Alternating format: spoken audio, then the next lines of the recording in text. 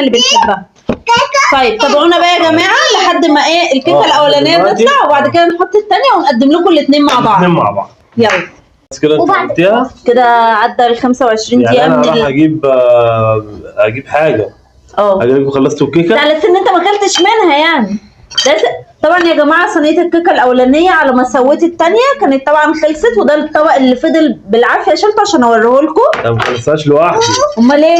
انت والاولاد وهم كانوا ايه المشكله؟ جعانين. وديت اللي هي الكاكاو بقى. دي بقى الكيكه ام كاكاو، احنا سقيناها طبعا بالصوص بتاع الشوكولاته بعد ما طلعت. هي لازم تتحط في الثلاجه دلوقتي؟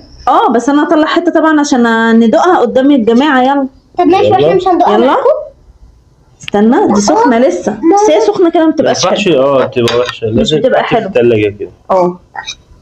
هتدوق؟ ماشي. انت ما بتحبهاش؟ هات هات.